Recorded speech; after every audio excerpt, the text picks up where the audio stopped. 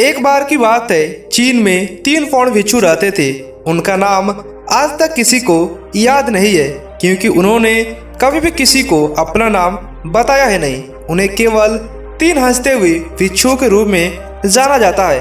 वे हमेशा एक साथ यात्रा करते थे और हंसने के अलावा और कुछ नहीं करते थे। उनके हंसने और दूसरों को हंसाने की यात्रा कुछ ऐसे शुरू हुई। वे एक गांव या कस्बे में प्रवेश करते हुए उन्होंने मुख्य चौराहे के बीच में खड़े हो गए और धीरे धीरे हंसने लगे। वहां रहने वाले और काम करने वाले लोग और राहगीर उन्हें देख अनदेखा नहीं कर सके और धीरे धीरे उनके साथ हंसना शुरू कर दिया। उन्होंने यह काम जारी रखा जब तक कि एक हंसने वाली छोटी भीड़ न बन गई और अंततः हंसी पूरे गांव और कस्बे में फैल गई। और इस तरह से पूरे गांव को हंसाकर खुश कर वे तीनों बौद्ध भिक्षु अगले गांव में चले गए।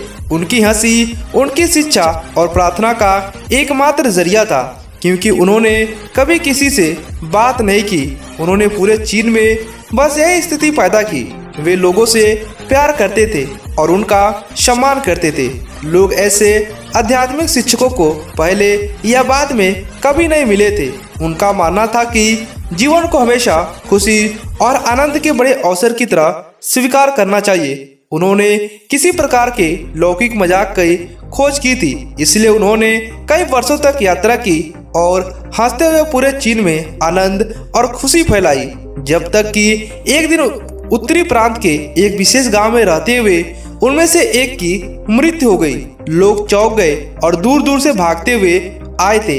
इस अलग से दिन के लिए खेतों को छोड़कर केवल अन्य दोनों भिक्षु ही नाटकीय घटना पर प्रतिक्रिया देखने के लिए सभी लोग इकट्ठा हुए। सभी लोग उम्मीद कर रहे थे कि वे दुख दिखाएंगे या रोएंगे, और पूरा गांव उस स्थान पर आ गया जहां 3 भिक्षु थे, 2 जीवित और 1 मृत।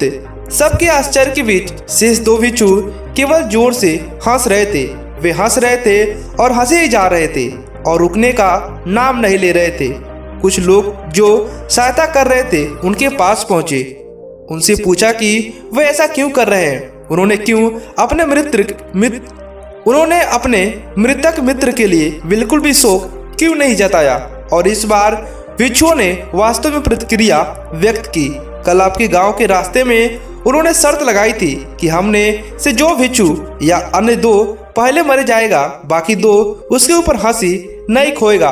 उसने एक वसीयतनामा भी तैयार किया था, जिसमें मृतक को चिता पर डालने से पहले मृतकों को धोने और उनके कपड़े बदलने की परंपरा थी। लेकिन बूढ़े साधु ने स्पष्ट रूप से कहा कि उस पर पुराने कपड़े छोड़ने चाहिए। इसलिए जितने भी लोग वहाँ पर मौजूद थे, दोनों लाफिंग जो भिक्षु थे जो हमेशा हंसते रहते थे, जब लोगों ने उनसे पूछा कि आपके एक मित्र की मौत हो गई है, आप इस दुख की घड़ी में आप लोग क्यों हंस रहे हैं।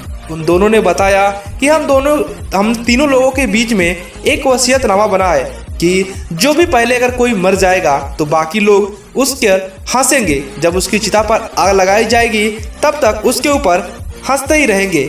और उन्होंने कहा कि हम गौतम बुद्ध के अनुयायी हैं, गौतम बुद्ध के मानने वाले हैं और हम लोग गौतम बुद्ध के राह पर चलते हैं। कभी भी अपने अंदर घमंड, करुणा, शोक व्यक्त नहीं करते हैं। ये जिंदगी पूरी तरह से हमें मिली है। गौतम बुद्ध चाहते थे कि जितने भी लोग हैं सभी लोग हमेशा खुशी से एक साथ रहें। कभी कोई व्यक्ति किसी को कष्ट ना दे, चाहे वो पशु हो या फिर मानव। हमेशा सुखी शांति के साथ अपनों के साथ रहे।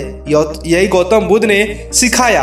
और जो 3 लाफिंग बुद्धा की स्टैचू आप जगह जगह देखते होंगे, उनकी जो स्थानीय देश है वो चीन है। और आप उनको हमेशा हंसते हुए किसी भी स्टैचू या मूर्ति या फोटो में देखेंगे। ये तीनों जो दोस्त थे वो चीन के ही रहने वाले थे और उन्हें लाफिंग बुद्धा के नाम से जाना जाता है। दोस्तों, यह कहानी आपको कैसी लगी हमें नीचे कमेंट कर बताइएगा।